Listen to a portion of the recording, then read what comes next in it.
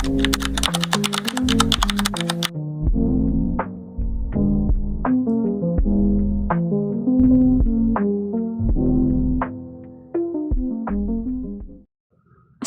আলাইকুম। চলে আসলাম আবারও নতুন আরও একটি ভিডিও নিয়ে। আশা করি আপনারা সবাই যে যেখান থেকে দেখছেন অনেক বেশি ভালো আছেন, সুস্থ আছেন এবং হেফাজতে আছেন। সবসময় দোয়া করি আপনারা সবাই যেন সবসময় ভালো থাকেন। তো এই তো সেদিন বরাবরই দুজন সবসময় বাইরে হাঁটতে যাই। ভিডিওটা অবশ্য অনেক দিন আগেরই করা ছিল, কিন্তু ওই যে বললাম বরাবরই আমার হচ্ছে এডিটের একটা অলসতা কাজ করে, তো সেটা করা হচ্ছিল না বলে এডিটও করা হচ্ছিল না, আপনাদের সাথে শেয়ারও করা হচ্ছিল না। তো একটু বাইরে গিয়েছিলাম, সেখান থেকে হচ্ছে কিছু এলাঞ্চা শাক দুজনে কুড়িয়ে নিয়ে আসি। ধান ক্ষেতের মাঝখানে সাইড দিয়ে এত সুন্দর সুন্দর শাক ছিল, একদম তরতাজা। তো সেগুলো হচ্ছে দুজনে কুড়িয়ে নিয়ে আসি। তারপর বাসায় আসার পরে এর মধ্যে হচ্ছে শনিবার ছিল, শনিবারে হচ্ছে কি প্রায় এখানে কারেন্ট থাকে না, তো দেখা যায় যে পানি চলে যায়। তো সকালবেলা উঠে যেহেতু কারেন্ট নেই, আগে একটু পানি বালতিতে স্টক করে নিলাম। তারপর উঠে সকাল সকাল কাজগুলো শুরু করে দিয়েছি, কারণ হচ্ছে যদি পানি চলে যায় তখন আর এসব ধোয়াপালার কাজগুলো করতে পারবো না। তো আগে রান্নাঘরটাকে ক্লিন করে নিলাম ভালো করে, রাতে করা হয়নি ঠিক মতো। তো ওই জন্য সিঙ্ক, থালা বাসন যেগুলো বাকি ছিল সবগুলো ভালো করে খুব পরিষ্কার করে নিয়ে তারপর হচ্ছে আমি এখন শাকগুলা, কালকে যে শাকগুলা তুলে এনেছিলাম ধান ক্ষেতের সাইড থেকে, সেই শাকগুলো এখন হচ্ছে আমি খুব ভালো করে ধুয়ে নেব। তো এই তো এখন হচ্ছে দেখেন অনেকগুলো শাকই কিন্তু দুজনে মিলে কুড়িয়ে এনেছি। কিছু কিছু জায়গায় অনেক বেশি ছিল, কিছু কিছু জায়গায় অনেক কম ছিল, কিন্তু দেখা গেছে যে দুজন হচ্ছে কুড়াতে কুড়াতে এতগুলাই হয়ে গেছে যে আমরা দুজন হচ্ছে প্রায় 2 দিনের মতো খেতে পেরেছি শাকগুলো। আর এত মজা লেগেছে এগুলা, মানে একদম ফ্রেশ তাজা, কোনো ধরনের সার ছাড়া কিচ্ছু নাই, একদম মানে প্রাকৃতিক। এসব শাক না খেতে খুব ভালো লাগে। আমি জানি না আপনাদের কেমন লাগে, কিন্তু আমার কাছে খুবই ভালো লাগে, আমার হাজব্যান্ডের কাছেও ভালো লাগে। তো এই তো এখন হচ্ছে আমি ভালো করে একটু বেছে নিচ্ছিলাম। উনি হচ্ছে পাশ থেকে বলছিল যে একটু ভালো করে দেখে নিও, কারণ এগুলোর মধ্যে অনেক ঘাস টাস আছে। আমিও একটু মানে মজা করে বলছিলাম যে আপনাকে ঘাস সহই খাওয়াবো, আপনি ঘাস দেখে কেন ঠিক মতো তুললেন না, ঘাস সহ কেন তুলে আনলেন। এর মধ্যে আমি না কয়েকটা লেবু পাতাও একটা গাছ থেকে কয়েকটা লেবু পাতা ছিঁড়ে এনেছিলাম, সেগুলো একটু সাইড করে রেখে দিলাম। আর এই তো শাকগুলোকে খুব ভালোভাবে ধুয়ে নিচ্ছি। আসলে আমার কাছে এত বড় কোনো কিছু নেই যে আমি অনেক বেশি পানি নিয়ে শাকগুলোকে অনেক পানি দিয়ে খুব ভালোভাবে ধুবো, তাই হচ্ছে সিঙ্কের মধ্যেই দিয়ে দিয়েছি। আর সিঙ্ক তো পরিষ্কারই, সিঙ্কটা পরিষ্কারই করা ছিল, তাই সিঙ্কের মধ্যেই ভালো করে দিয়ে দিয়েছি। অনেক বেশি পানি দিয়ে আমি শাকটাকে খুব ভালো করে একদম পরিষ্কার করে নিচ্ছি।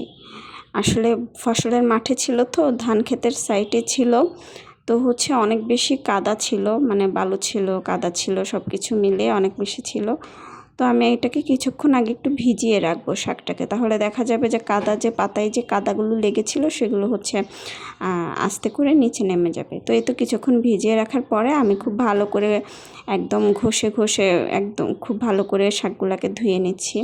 আমি না অনেকবার শাকগুলোকে ধুয়েছি, প্রায় 5-6 বারের মতো এটাকে আমি ধুয়ে নিয়েছি খুব ভালো করে।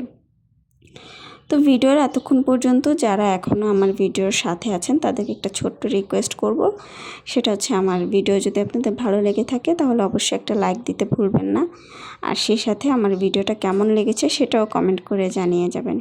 আর যদি খুব বেশি ভালো লেগে যায় তাহলে সাবস্ক্রাইব করে আমার পাশে থাকবেন। আপনাদের সাহায্য সহযোগিতা ছাড়া আসলে এই প্ল্যাটফর্মে কাজ করা খুব কঠিন। আপনারা যদি কমেন্ট না করে জানান যে কেমন হয়েছে ভিডিওটা, তাহলে তো আমরা আসলে কাজ করার অনুপ্রেরণা পাই না, কিংবা আপনাদের সাথে ভিডিও শেয়ার করারও অনুপ্রেরণা পাই না, তাই কমেন্ট করে জানিয়ে দিবেন। তো এই তো শাকগুলো কিন্তু আমার ইতিমধ্যে ধোয়া হয়ে গেছে, আর আমি হচ্ছে এদিক দিয়ে অফ ক্যামেরায় শাকগুলোকে খুব ভালোভাবে কুচি করে নিয়েছি। আর সেই সাথে হচ্ছে এখানে 2টা পেঁয়াজ আর হচ্ছে একটা রসুন, আস্ত রসুনের এগুলো না আমি কুচি করে নিয়ে একদম আস্তই দিয়ে দিয়েছি, কারণ ছোট ছোট রসুন, দেশি রসুন ছিল, তাই আর অত কুচি করে নিই। তো এতে এখন হচ্ছে আমি শাকগুলোকে চুলাতে দিয়ে দিব। আমি হচ্ছে রাইস কুকারে দিতাম, তো ওই যে বললাম কারেন্ট নেই সকাল থেকে, তো ওই জন্য আর রাইস কুকারে দিতে পারলাম না, চুলাতেই দিয়ে দিলাম। ছোট্ট একটা পাতিলে সবগুলা শাক আমি একসাথে দিয়ে তারপর এটাকে আমি কিছুক্ষণ আগে ভাপিয়ে নিব। অনেকে আছে সরাসরি তেলে দিয়ে একবারে বাগার দিয়ে তারপর হচ্ছে শাক রান্না করে, কিন্তু আমি হচ্ছে ছোটোবেলা থেকে আমার মাকে দেখেছি এভাবে আগে শাকটাকে ভাপিয়ে নিয়েছে, তারপর সেটাকে তেলে বাগার দিয়েছে। পাতিলটা দেখে কিন্তু মনে হচ্ছে কতগুলা শাক, তাই না? কিন্তু একটু পরেই দেখতে পারবেন মিশে একদম অল্প একটুই হয়ে যায়। কিন্তু তারপরও যেহেতু আমরা দুজন মানুষ বাসায় আর কেউ নেই, তাই আমাদের দুজনের ওইটুকুই আমরা প্রায় 2 দিন খেতে পেরেছি আর কি। তো এই তো আমি হচ্ছে পাতিলে শাকগুলো নিয়ে নিলাম। এখন হচ্ছে আমি এখানে কিছু মশলা অ্যাড করব। আমি জানি না আপনারা কে কে শাকের মধ্যে কী ধরনের মশলা দেন, আমি না আসলে জানি না, তাই আমি হচ্ছে সব ধরনের মশলাই শাকে দিয়েছি। তো এই তো প্রথমে হচ্ছে লবণ দিয়ে দিলাম পরিমাণ মতো, তারপরে হচ্ছে আমি এখানে দিব একটু ধনে গুঁড়া, খুবই সামান্য ধনে গুঁড়া, তারপর মরিচের গুঁড়া, এরপর দিলাম হচ্ছে হলুদ গুঁড়া। ব্যাস এগুলো দিয়েই আমি শাকটাকে আগে কিছু সময় ভাপিয়ে নিব। এই তো কিছু সময় ভাপানোর পর দেখেন অনেকটাই মিশে গিয়েছে, আরও অনেকখানি মিশে যাবে। আচ্ছা, আপনারা কিন্তু অবশ্যই কমেন্ট করে জানাবেন যে আপনারা শাকে কোন কোন মশলা দেন আর কোন কোন মশলা দেন না, কারণ আমি সেটা আসলে এক্স্যাক্টলি জানি না যে শাকের মধ্যে কি দিতে হয় আর কি মশলা দিতে হয় না। তো আমি কি করেছি, সব মশলা দিয়েই এটাকে আগে ভাপিয়ে নিয়েছি, কিন্তু খেতে কিন্তু ভালোই হয়েছে। এমন না যে কোনো মশলার স্মেল এসেছে, এমন কিছু না, খুব ভালোই লেগেছে খেতে। তো এই তো আমি হচ্ছে সবগুলো মশলার সাথে শাকটাকে খুব ভালোভাবে আবার একটু মিশিয়ে দিচ্ছি নেড়ে চেড়ে, যাতে করে মশলাটা সব শাকের সাথে খুব ভালোভাবে মিশে যায়।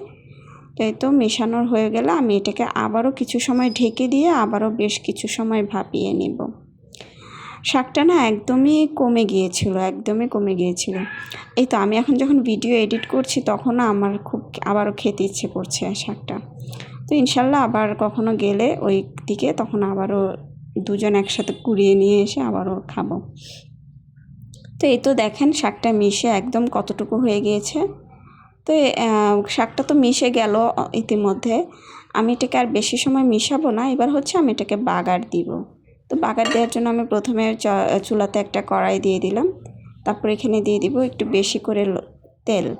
আসলে শাকের মধ্যে তেলটা একটু বেশিই দিতে হয়, তা না হলে হচ্ছে শাকটা খেতে খুব একটা ভালো লাগে না। যদিও বেশি তেল খাওয়া আমাদের স্বাস্থ্যের জন্য ভালো না, কিন্তু তারপরে শাক যেহেতু দিতে তো হবেই।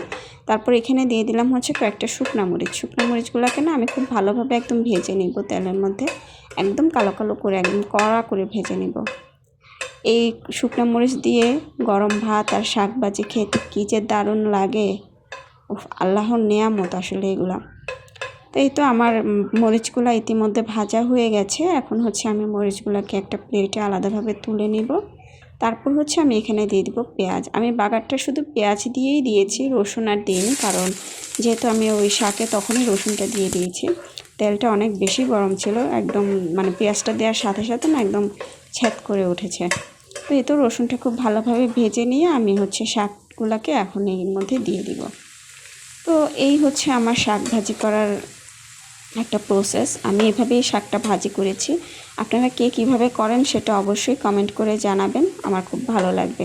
তো আমি এখানে সম্পূর্ণ শাকটাই দিয়ে দিলাম, দিয়ে এটাকে আমি বেশ কিছু সময় নিয়েই এটাকে আমি একটু ভালো করে ভেজে নেব।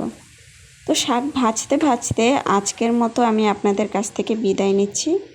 আপনারা সবাই ভালো থাকবেন, সুস্থ থাকবেন, আর আমার শাক ভাজিটা আপনাদের কেমন লেগেছে সেটা অবশ্যই কমেন্ট করে জানাবেন। আপনারা কমেন্ট করে জানালে আমি কিন্তু আপনাদের মাঝে আরও একটি নতুন ভিডিও আনার জন্য অনুপ্রেরণা পাবো। সবাই ভালো থাকবেন, আল্লাহ হাফেজ।